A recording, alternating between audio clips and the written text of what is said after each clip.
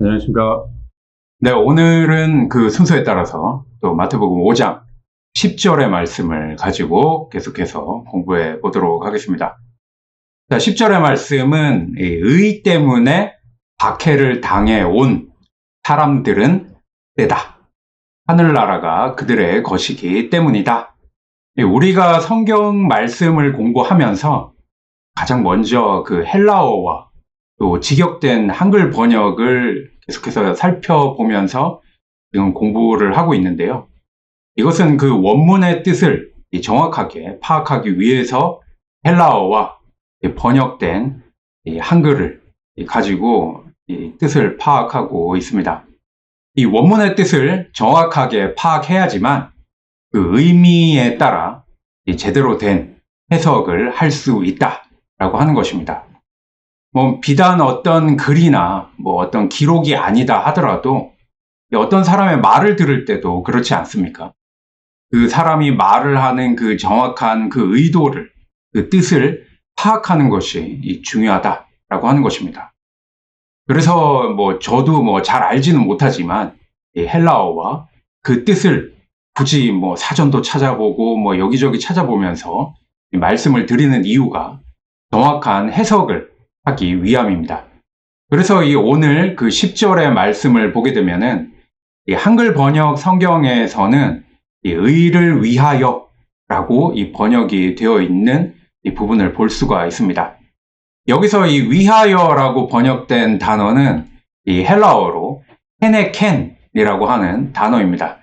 근데 그 단어의 이 원형은 헤네카입니다. 그래서 이 헬라어 사전에 찾아보게 되면은 이 헤네카를 찾아봐야 그 의미를 알 수가 있습니다. 이 단어는 이제 원형이 헤네카이기는 하지만 헤네켄도 마찬가지로 이 전치사로 사용이 되고 있는데 이 11절에서도 이 헤네켄으로 연속해서 사용되고 있는 것을 보게 됩니다. 그런데 이 11절에서는 이 헤네켄이라고 하는 이 헬라어 단어의 번역을 개역 한글 성경에서는 나를 인하여, 그리고 또 요즘 우리가 보는 이 개역 개정 성경에서는 나로 말미암아 이렇게 번역을 하고 있습니다. 그리고 그 새 번역 성경에서는 이 나 때문에 이렇게 번역을 하고 있는데요. 이렇게 번역이 갈팡질팡하는 것은 이 해석을 염두에 두지 않고 그냥 번역만을 위해서 번역을 했기 때문이다. 이렇게 생각을 합니다. 이 헤네켄이라고 하는 이 단어는 이 이유를 나타낼 때 쓰이는 그러한 전치사입니다. 따라서 의를 위하여 라고 번역을 할 게 아니라 의 때문에 라고 번역을 해야 그 이유가 정확하게 더 잘 해석이 될 수 있을 것 같다라고 하는 것입니다. 근데 우리말인 그 위하여 또 때문에 이것도 사실은 사전을 찾아보면은 의미가 상당히 차이가 있는 것을 보게 됩니다. 이 의를 위하여라고 번역하면은 이 박해를 당하는 사람들이 의를 위한다는 그 어떤 목적 의식을 가지고 마치 박해를 자초해서 하는 것처럼 오해될 우려가 있다라고 하는 것이죠. 그러나 이 문장의 의미는 그런 게 아닙니다.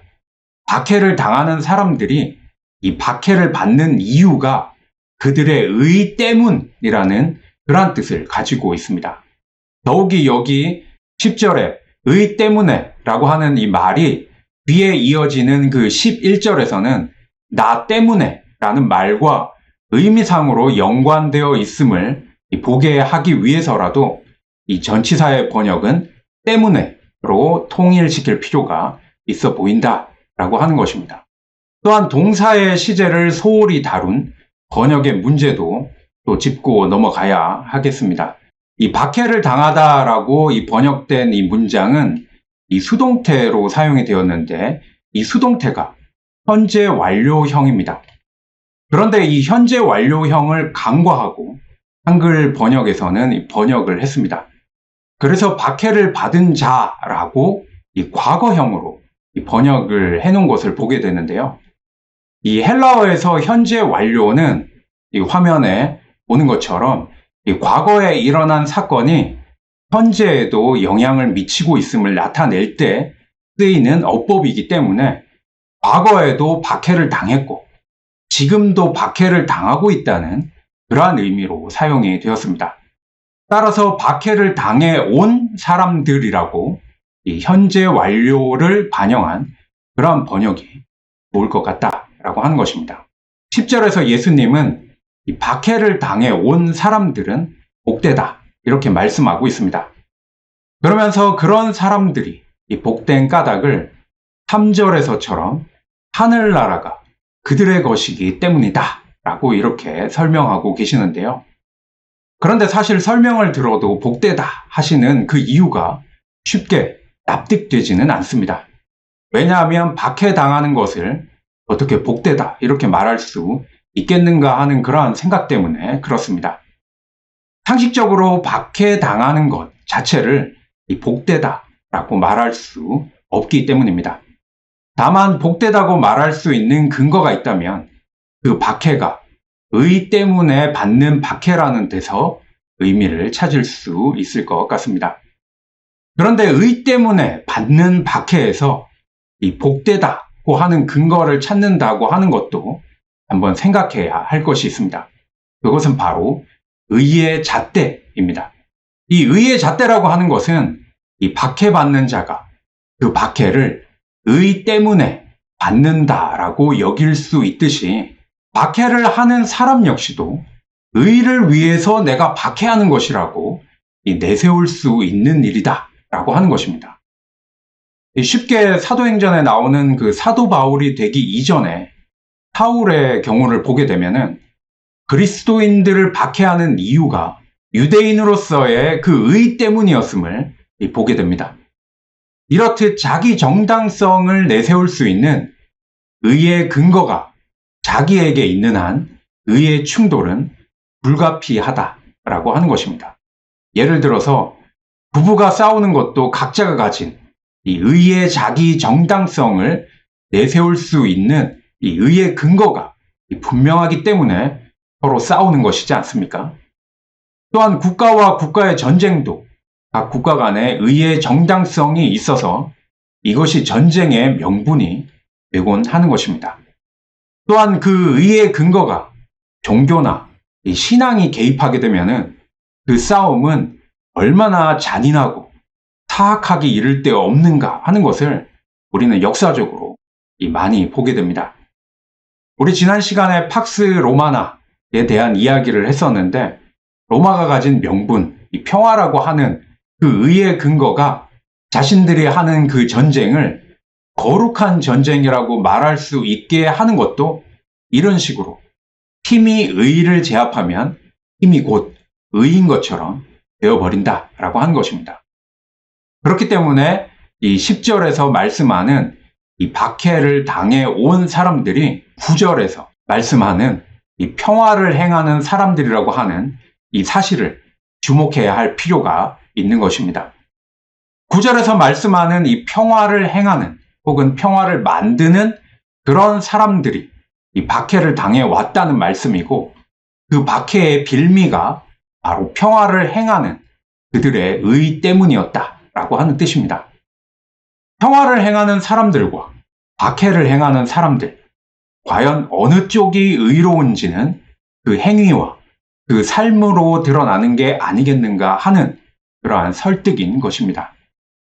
행위를 통해서 드러나는 이 사람됨의 대비, 이것을 오늘 말씀에서 놓치지 말아야 할 점이라고 하는 것입니다. 우리가 지금까지 살펴본 이 3절에서 10절까지 이어지는 이 단락은 이 회개하라 라고 하시는 이 예수님의 이 총체적인 메시지에 종속이 됩니다. 예수님께서 촉구하신 이 회개가 어떤 부류의 사람들에게 또 어떤 변화의 과정을 거쳐 이루어졌는지를 이 단락을 통해 볼 수가 있습니다. 그리고 회개라고 하는 이 삶의 변화를 마음과 연관시켜서 가르쳐 주셨습니다. 마음이 바뀌어야 행위가 달라지고 행위가 달라져야 그 삶이 변화되었다고 말할 수 있지 않겠느냐라고 하는 것입니다. 이 3절에서 영적으로 가난한 사람들을 전제하는 것도 바로 이 때문입니다. 영적으로 가난한 사람들의 그 영적인 결핍이야말로 회개의 단서가 될 만한 마음자리임을 예수님은 꿰뚫어 보셨던 것입니다. 평생 하나님을 믿는다고 하면서도 나는 왜 아직 이 모양인지 모르겠다고 하는 그 탄식을 하는 사람들, 바로 그 사람이야말로 영적으로 가난한 사람이고 회개에 합당한 마음을 소유한 사람이라고 하는 것입니다. 그러한 영적 결핍이 자신을 탄식할 정도로 절실한 사람은 이제 의로운 척하면서 살아갈 수가 없게 되는 것입니다. 그 정도가 되면 과연 옳게 사는 게 무엇인지를 묻고 또 찾을 수밖에 없다는 것입니다. 이런 사람이 바로 이 6절에 이르면 의에 줄이고 목마른 사람들로 변화되는 것입니다. 바로 이것이 영적인 가난에서 비롯된 내적 변화의 과정입니다. 그래서 이르게 되는 것이 7절의 자비로움입니다. 의에 줄이고 목마른 사람들이 의를 추구하다 보니까 그 의가 바로 자비임을 깨닫게 되는 것입니다. 바로 이 마음이 율법의 근본이라고 말씀을 드렸습니다.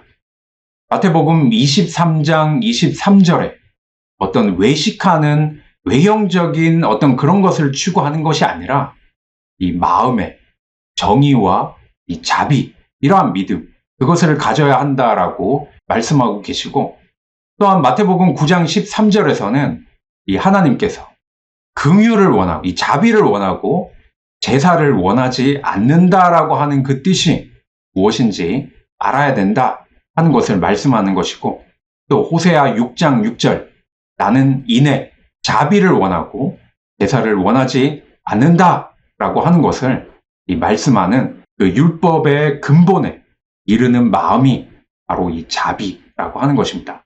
이러한 마음이 되면 그 모든 행위가 그 자비로운 마음에서 우러나게 됩니다. 그리고 그렇게 우러나와 행해지는 것들이 그 사람됨을 깨끗하게 하는 것입니다.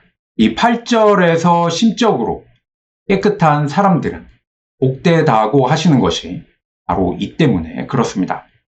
그리고 9절에서 평화를 행하는 사람들을 말씀하는 것도 깨끗한 마음자리에서 우러난 행위만이 참된 평화를 이룰 수 있다고 믿기 때문입니다. 이 세상의 평화라고 하는 것은 힘이 있는 자가 스스로 의롭다고 생각하는 것입니다. 그러나 이것은 스스로 의롭다고 하는 자들의 불의함이라고 하는 것입니다. 이 때문에 10절에서 말씀하시는 이 의 때문에 박해를 당하는 사람들이 생기게 되는 것입니다. 이렇게 놓고 보면 성경에서 말씀하시는 것은 이 의와 구원은 철저히 맞물려 있다라고 하는 것입니다. 이사야 51장 6절 8절 그리고 56장 1절의 말씀을 보면은 이 하나님의 구원과 하나님의 공의가 연결되어서 이 말씀되어지고 있는 것을 볼 수가 있습니다. 의롭지 못하고는 구원받을 수 없다는 것이 바로 우리의 믿음이어야 한다는 것입니다. 그런데 지금까지 우리는 믿음만을 강조하면서 이 믿음 안의 내용이어야 하는 의와 그 윤리는 실종시켜 버렸다라고 하는 것이죠. 그렇다면 예수님의 말씀 앞에서 박해를 당할 수밖에 없는 그 의가 어떤 의인지, 그리고 도대체 오늘날 우리에게 의는 무엇인가 하는 질문, 그리고 과연 어떻게 사는 것이 의로운 삶이라고 믿고 있어야 하는가 하는 이 질문을 하지 않을 수 없다라고 하는 것입니다. 처음에도 말씀드렸지만 산상설교는 8개, 9개라고 말할 수 있는 그러한 이 5장 3절로부터 10절에 끝나는 그러한 말씀이 아닙니다. 5장에서 7장까지가 이 산상설교의 말씀입니다. 그렇기 때문에 오늘 10절을 했지만 계속해서 다음 시간에 3가지의 질문과 함께 이 산상설교의 말씀을 계속해서 공부하면서 그 답을 찾아가 보도록 하겠습니다. 자, 오늘은 여기까지 하도록 하겠습니다. 감사합니다.